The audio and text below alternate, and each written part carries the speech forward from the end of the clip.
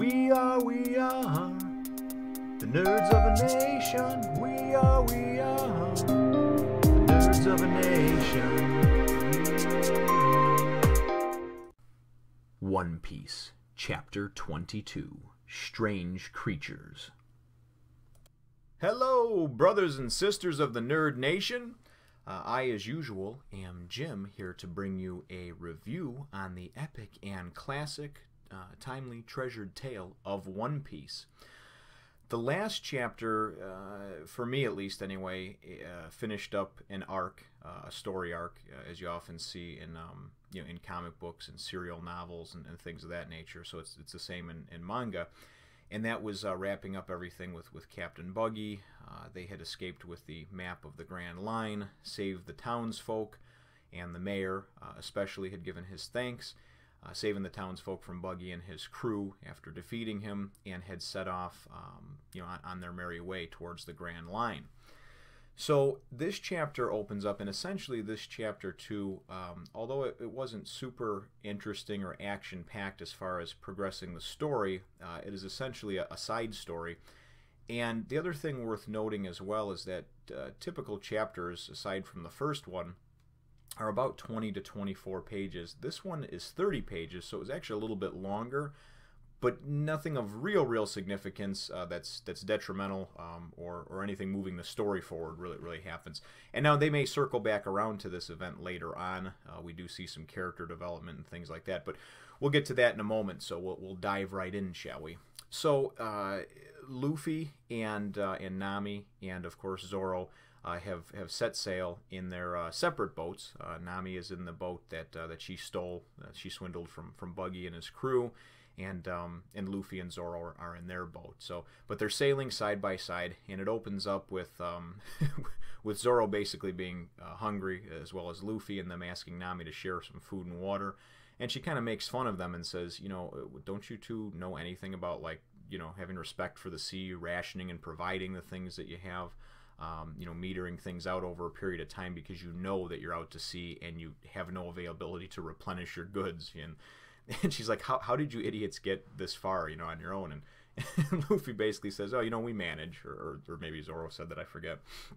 So anyway, in the distance, Luffy winds up seeing through the binoculars, or he winds up seeing that there is an island, a small island, and he says, oh, hey, great, let's head for that island, and maybe there'll be somebody there that can join my crew. And Nami is against it. She's calling out from her boat as saying, no, there's nothing there. There's no inhabitants. It's just a deserted forest island. And Luffy, of course, goes anyway, being the headstrong person that he is. So Nami's a little bit irritated, having to follow along behind. Luffy winds up, they get to shore, and Luffy jumps out of the boat, gets up on shore, and calls back to Zoro, and Zoro is sleeping again. Nami says just to leave him be. He's still recovering from his wounds from the battle that raged on with Buggy and Kabaji, Moji, and all them chapters prior. So at any rate, this whole story takes place on this island, and again, like I said, it's essentially a side story. And Luffy and Nami then go and start seeing these strange creatures. They see a lion that they're arguing about things. It's a lion that's part lion, part pig, and Luffy says, "Oh, look, it's a lion." And she goes, "No, that's a pig." And he picks up a snake that has rabbit ears, and he says, "Look at this rabbit." And she says, "It's more snake than anything." So there's these strange, mystical type creatures that are amalgamations, I guess you'd say, of two separate animals. And then they wind up hearing, shortly after that, this voice call out from the forest, claiming it's the guardian of the forest, and not to come any closer. And Luffy kind of challenges that and says, "Or what?" And he says, "Otherwise you'll have to, face the trial of the forest. You don't want to be dismembered, do you?" And Luffy just kind of shrugs it off and says, "Yeah, whatever. I really care, He's got that headstrong attitude of I'm going to do what I want to do the way I want to do it. So at any rate, in the next panel, we see Luffy, his back arched backwards as he gets shot. A pistol shot comes and hits him. Luckily, though, being having the power to stretch like he does, he can absorb impact from bullets and just kind of bounces off of him. But at any rate, and Nami says, "Oh my God, that's great that you can they can't damage you. And he says, yeah, but they still scare the shit out of me, So he says it's not something that I like to get shot or anything like that. So anyway, they wind up then going and seeing, they find the pistol, lying 20, 30 feet off closer to the forest. And then they go and they notice what appears to be like a shrub growing out of like a treasure chest. And it just goes, help me up, and it starts talking. And anyway, Luffy kind of makes fun of this character, this person, and we're introduced to him as a Gaimon, the keeper of the island. And it's spelled Gaimon. So I know a lot of you folks have been correcting me on some of my pronunciations, and I honestly just did not have time to look it up, and I couldn't find the proper pronunciation when I did a quick search anyway. I would pronounce it Gaimon. There is a famous comic book artist and writer named Neil Gaiman or Gaimon, and it's pronounced both ways, so it's kind of like tomato. So either Gaimon or Gaimon, keeper of the island. And basically, it looks like just like a big afro and head sticking out of a treasure chest. So Nami and Luffy sit down and talk to this angry fellow, and they had introduced themselves anyway as pirates to begin with. We go and we find out that he, in fact, has been stuck on this island alone for 20 years and has not had a conversation with anybody for 20 years. Luffy goes to grab him and pull him out of the treasure chest, and he says, because his whole body is jammed in there, and just his feet were kind of sticking out of the bottom so he can waddle around. And he says, God, I've been in here for 20 years. My body has grown and conformed to the treasure chest. If you try to pull me out of it, you'll hurt me or kill me. And if you try to break the treasure chest, you'll break me. So I guess it just means he's screwed. So at any rate, he tells them and his big backstory, and this is after Luffy introduces himself. And Nami, he explains that they in fact are they have a treasure map, or they have a map of the Grand Line, that he in fact is going on a hunt for the One Piece. And Gaimon basically says what everybody tells him, and says you're crazy to want to do this. So Gaimon gives us a little bit of a backstory on him, and 20 years ago he came to this island with his crew. He was a crew member. And I guess there was 200 members of this crew, so it was obviously a large boat. They had a treasure map that brought them to the island.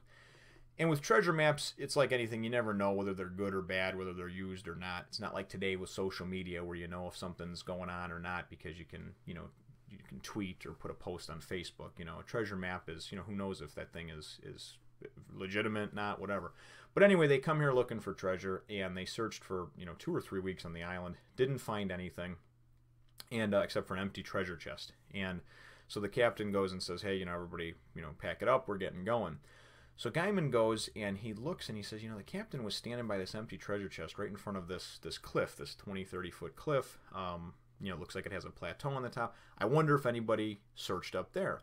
So as everybody else is packing up and leaving, he goes and takes it upon himself to climb up this cliff. And as he peers over the top of it and pulls over the top, he sees 5 treasure chests, and he gets excited and says, oh my God, I found it, I found the treasure. Well, he winds up slipping and he falls backwards, and as he falls backwards, he falls backwards into the empty treasure chest that was on the ground, thus trapping him in the treasure chest. So he calls out for help and winds up, trying to get up and sort of waddle around, and the ship they've forgotten about him. There's 200 crew members on there. He's probably just a deckhand or kind of a nobody, so to speak.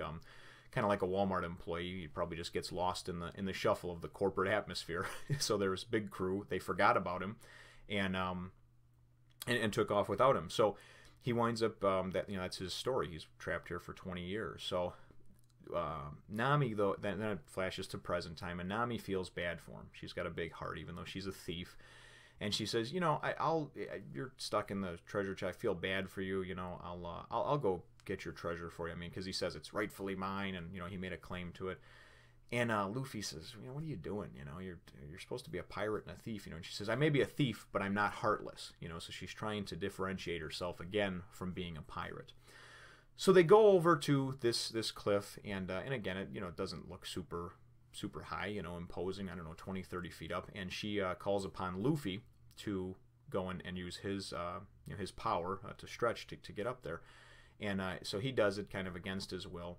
He goes up there, and he turns around, comes over the edge, and he says, I found them, they're up here, And she says, oh, you know, Nami says, okay, throw it down, or maybe Gaimon says that, and Luffy says, no, I don't want to, you know, and Nami says, what are you doing? Just, you know, throw him down. What is your problem, right? And now we know Luffy's not an unkind person. I mean, he gave away some of Buggy's treasure back to the townsfolk, you know, to help them rebuild their town. So, you know, something's amiss here, and within a couple panels we do find out. Gaimon says, you know what, thanks, kid, I really respect you. And you think he's like respects him because it's like the code of the pirate, you know, keep what you steal, or, you know, keep what you earn, or whatever, however that is. I don't know how that works.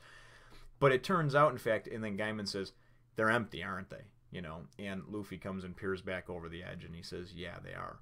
So he was trying to be kind of act like a dick about it, but so Gaimon wouldn't feel like the last 20 years and the reason he got caught in this chest was all for nothing. So at any rate, Gaimon respects the fact that he tried to do that for him. And and that's when he says about the treasure map, which I mentioned earlier. He says, you know, you never know when you get a treasure map if it's good or not, or if somebody else has already plundered the treasure and taken it from there. He says, you know, blah, blah, blah. It's terrible, whatever, you know, it happens. But he doesn't seem too bad about it.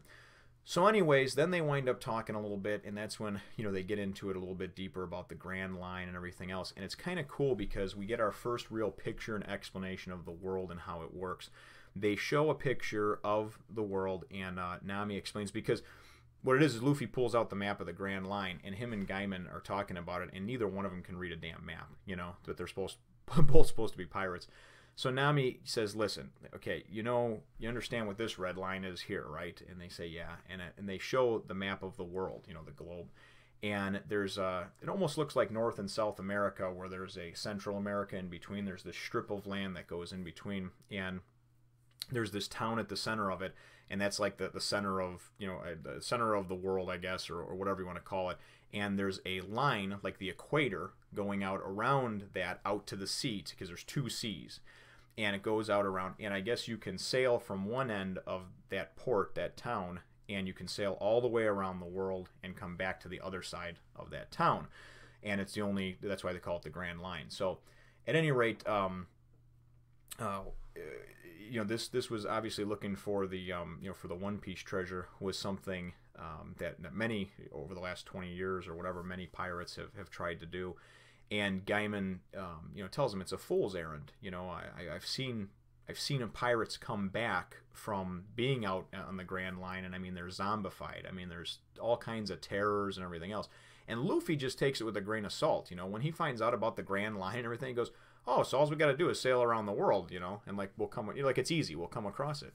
And Nami even says, you know, maybe we want to, you know, do something else. There's plenty of treasure in the world, you know. And Luffy says, nope, he's insistent. He says, I'm very lucky, blah, blah, blah. You know, Nami basically says, okay, you're crazy. So Luffy winds up offering Gaimon, he says, listen, I know the treasure is gone, but why don't you join my crew, you know, and you can come with us on the, you know, looking for the One Piece.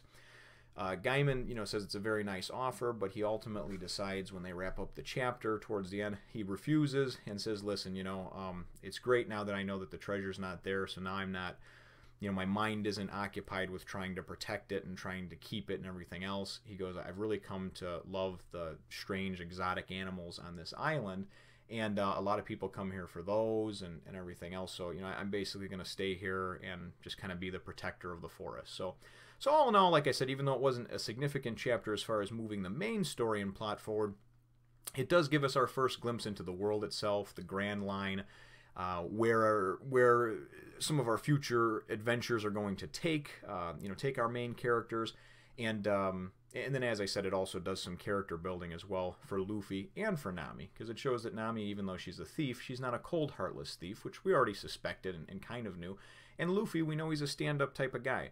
He was going to go and, you know, play it off like, hey, I'm a dick, I'm going to keep the treasure, you know, just to keep up the facade so Gaimon wouldn't be upset that he's been sitting there guarding empty treasure chests for 20 years, which is obviously a pretty big waste of, you know, 2 decades of your life. So all in all, though, I think it was a fun chapter, and it was a little bit longer than the regular one. So we're definitely looking forward to diving into the next one and the next major story arc. So let me know in the comments down below what all you folks think, ladies and gentlemen.